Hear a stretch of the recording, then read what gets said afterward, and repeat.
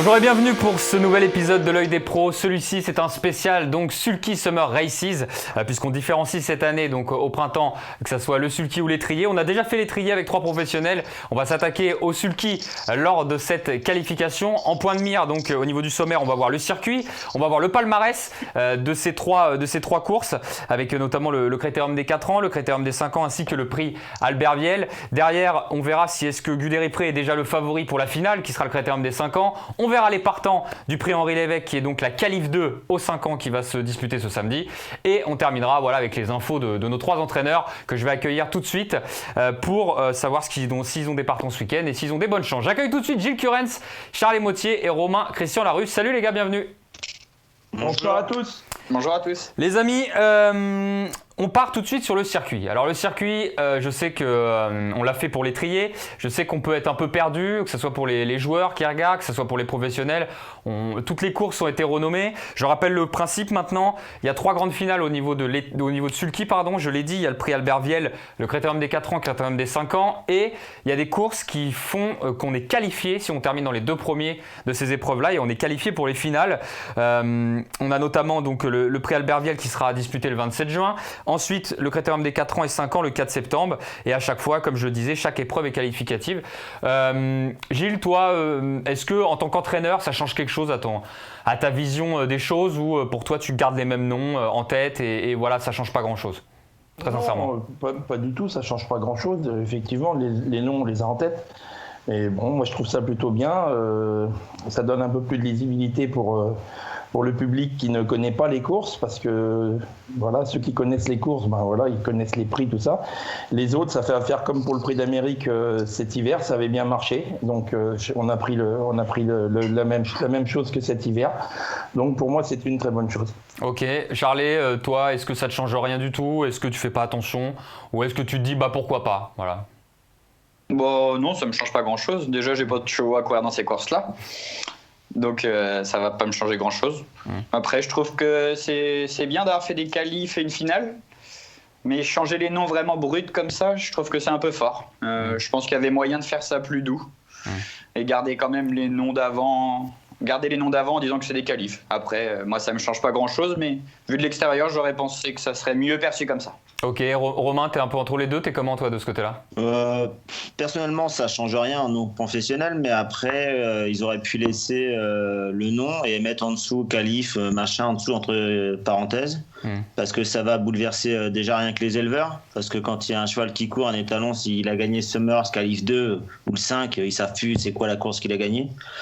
Ça va perturber beaucoup de gens professionnels surtout les éleveurs, je pense. Et certains professionnels, quand vous avez gagné, je sais pas moi, le Serrant-Maillard, vous dites c'est la course montée, mais si vous gagnez, je sais pas quoi, qualif 7, vous savez plus à quelle course que c'est, quoi. Enfin, pour moi, ils auraient dû laisser les noms et en dessous mettre qualif, voilà. Mais le programme, s'il y avait un sponsoring, encore à la rigueur, j'aurais rien dit, mais je vois pas de sponsoring là-dedans. Alors, je sais pas s'il y a un sponsor ou pas, mais.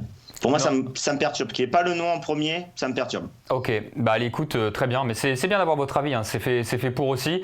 Peut-être qu'il y aura des modifications à venir. Et c'est peut-être à la recherche d'ailleurs d'un sponsor. Hein. C'est pour ça que c'est fait peut-être de base comme ça. En tout cas, voilà, vous l'avez compris. Et c'est pour vous rappeler le circuit, comment il marchait.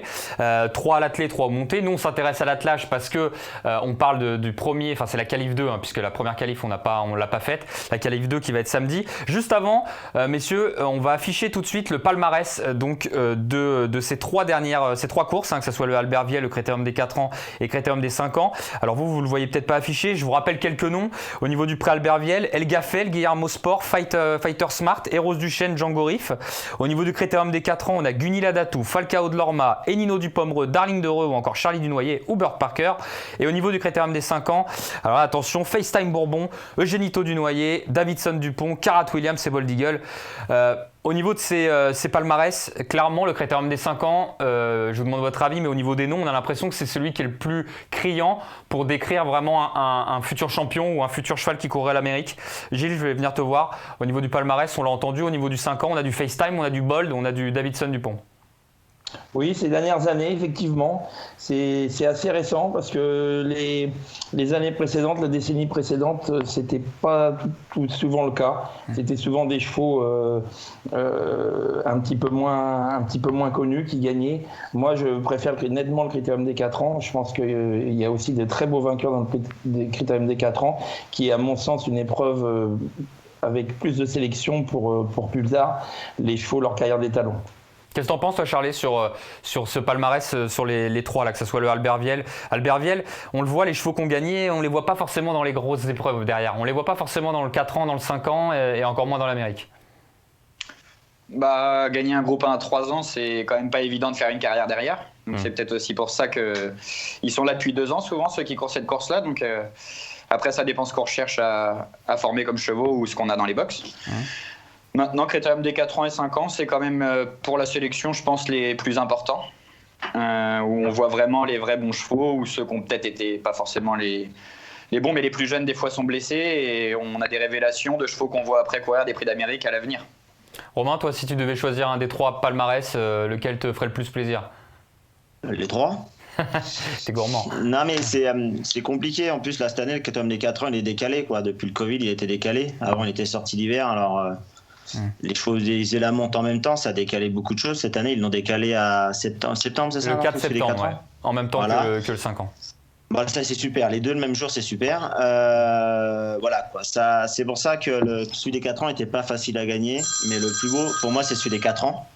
Le 4 ans est le plus beau à gagner. Le 3 ans, c'est génial. Si vous avez un jeune cheval pour faire une carrière des talons à cette bonne heure, ça peut être génial. Et après le 5 ans, on part sur le prix d'Amérique dans la foulée. Alors, c'est pour ça qu'il y a des chevaux de prix d'Amérique qui ont gagné le 5 ans, quoi. Mais voilà, quoi. Les 3, pour moi, c'est déjà beau, quoi. C'est déjà pas mal du tout, évidemment. Ça reste des beaux groupes.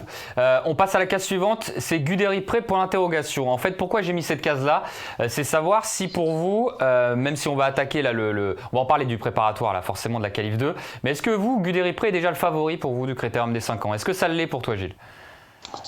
Pour l'instant, oui et non. Ce cheval-là, il a quand même un petit peu soufflé le chaud et le froid. Il est quand même à l'arrivée du Prix d'Amérique. Après, juste avant, il avait déçu. La dernière fois, il a très bien couru, mais il est quand même battu. Donc, le favori, non, pas aujourd'hui. Maintenant, c'est vrai que c'est un cheval de grande classe. Donc, si le cheval est à 100%, ça le sera peut-être le jour J. D'accord. Charlie, c'est ton favori actuellement? Je parle vraiment maintenant, hein. On verra après la Q2 déjà. Bah oui, ça reste mon favori quand même. C'est un cheval qui n'a pas fait toutes ses courses cet hiver, mais il a eu quand même des excuses à faire valoir. Le jour J où on l'attendait, il a été présent. Donc on peut pas dire qu'il pourra pas être favori parce que dans la logique, il a tout pour l'être. Romain, pas facile d'y répondre peut-être parce que tu as un partant contre lui. Ça va être très simple. Moi, je le mettrai favori. Comme ça m'enlève déjà une pression. 2-2, c'est dans 4 mois, 5 mois. Oui, c'est pas maintenant. Et il y en a une qui va revenir, je pense. Si Guinea Datou, elle revient, elle a gagné le 3, le 4. Si elle revient pour gagner le 5, voilà, quoi. Voilà, vous avez tout compris, quoi. Ouais, ça va être assez compliqué, mais qui reste favori, moi, ça m'arrange. Ok, bah écoute, on va en parler tout de suite de cette Q2 qui est le prix Henri Lévesque, mais donc rebaptisé le Sulky donc Summer Paris, donc Q2 pour les 5 ans. On va voir les partants s'afficher tout de suite. Alors, au niveau des partants, écoutez, on est sur un petit peloton, hein, un groupe 2. On va se disputer cette course sur 2175 mètres, départ donc de vitesse, course de vitesse, 9 partants dans cette épreuve. On n'a que 2 femelles au départ de cette course, Goldie Marie et Green Grace. Dedans, Romain, tu as Gelati Cut au départ de cette épreuve. Voilà, Guderi prêt, la dernière fois, tu as réussi à le devancer, encore une fois. Tiens, je vais aller voir tout de suite, évidemment, Romain. Qu'est-ce que t'en attends de Gelati Cut samedi? Alors, j'en attends que moi, je voulais être qualifié pour l'Olympia Travet. J'ai eu mon carton d'invitation. Maintenant, je souffle un peu. Voilà, c'est un cheval que j'ai emmené à ce niveau-là qu'en passant par les chemins de traverse. On l'affronte depuis cet hiver. Qu'est-ce que vous voulez que je vous dise? Si je suis dans les 3 premiers, je serais très content. Oui, en plus, il est déjà qualifié puisqu'il a fini dans les 2 premiers de la Q1. Donc en plus, voilà, tu es déjà qualifié pour le Critérium des 5 ans. Même au gain, tu l'aurais sûrement été, mais voilà. Ouais, voilà. Nous, pour le Critérium des 5 ans, c'est un peu compliqué parce que au gain, on est obligé de la courir. Après, si on nous dit on est obligé d'être dans les 2 premiers pour la courir, bah voilà, moi je suis qualifié. Après, on en a 3-4, je crois, des qualifications, nous, non? C'est pas ça? Ouais, t'en as quand même quelques-unes. Ouais, alors je pense qu'ils auraient mieux fait de mettre que les 2 dernières, je pense, qualifications, et pas en mettre autant que ça, quoi. Mais voilà, au gain, il serait passé. Après, vous savez, moi je pars sur l'Europe là après. Je ferai peut-être pas les autres derrière qualification. Alors bon, je suis qualifié, c'est pas mal. C'est déjà bien. Charlet, dans le petit peloton, et ça va être sûrement peut-être une course tactique, 2175, c'est un cheval qui va aller devant. On parlait de Guderipré, il y a Gelati Cut, il y a Green Grace. Gannet de Banville aussi qui est au départ, là, le moins riche. Jean-Michel Bazir a dit qu'il avait fait n'importe quoi avec lui dernièrement. Je reprends ses mots. Est-ce que tu peux t'imaginer une surprise ou tu vois une arrivée de favori là-dedans? Bon, normalement, c'est quand même une arrivée de favori qui est plutôt logique. Hein. C'est des chevaux qu'on voit s'affronter souvent et les mêmes arrivées en question de parcours qui font la différence pour voir le gagnant. Mais Gannet de Banville, j'ai quand même bien aimé sa dernière course. Je pense qu'il faut s'en méfier. C'est peut-être la surprise qui peut finir sur le podium, quoi. Ouais, la dernière fois, il avait été déféré des 4 pieds, il a terminé 5e. Gilles, est-ce que tu vois une surprise là-dedans ou les favoris vont se tailler à la part du lion? C'est possible qu'il y ait une surprise parce qu'il n'y a que 9 partants. Alors ça peut très bien être une course très tactique et dans cette course-là, il y a des grands drivers. Donc on peut peut-être imaginer un cheval tête et corde et que les adversaires n'osent pas trop attaquer. L'autre qui se pose à côté de lui, 2 par 2 comme à l'école, comme disait PJ. Et puis que la course se joue sur 500 mètres et à ce moment-là, peut-être qu'un cheval comme Gannet de Banville, par exemple, s'il est tête et corde, peut très bien repousser l'attaque d'un autre très bon cheval parce que pour faire 500 mètres, tous les chevaux sont capables de les faire rapides. Alors évidemment, avant le coup, ça paraît difficile de ne pas envisager Gelati Cut qui l'autre jour a été très plaisant et puis Guderipré, mais on ne sait jamais. Les courses avec peu de partants, il peut y avoir des surprises. Et il y a Goldie Marie que j'aime bien moi de cette épreuve qui a été préparée.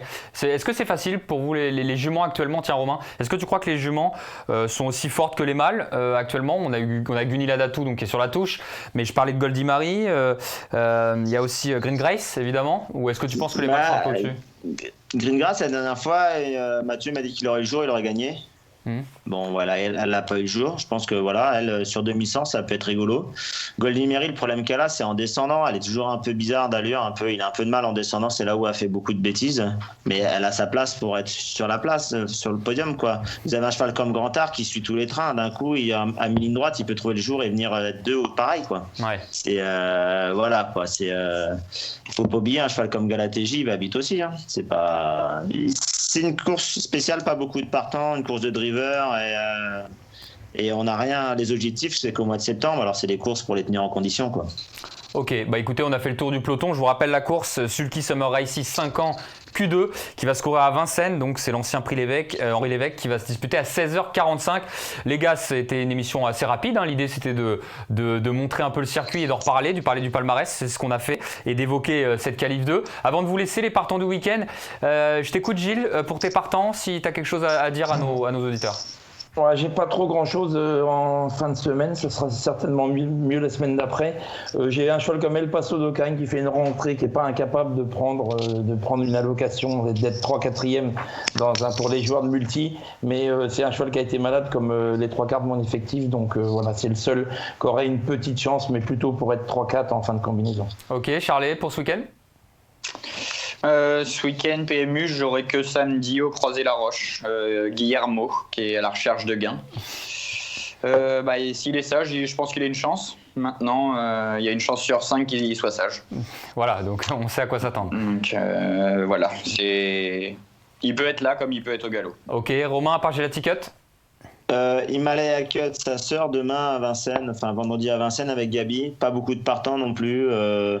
Je serais déçu de ne pas être sur le podium. Voilà quoi, il peut aller devant, il peut venir de derrière. Elle a fait le dernier kilomètre 13 autre coup. Voilà, je pense qu'elle a sa place sur le podium. Ok, bah super les gars, comme je l'ai dit, rapide comme épisode. Merci d'avoir joué le jeu pour cette première de l'œil des pros version Sulky.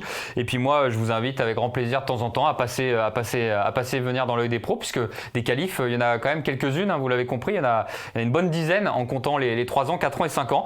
Et il est temps pour moi de vous remercier. Merci beaucoup Gilles Curens, merci Charles Motier, merci Romain, Christian Larue d'avoir été avec moi. Passez une bonne journée et j'espère plein de gagnants pour ce week-end pour vous.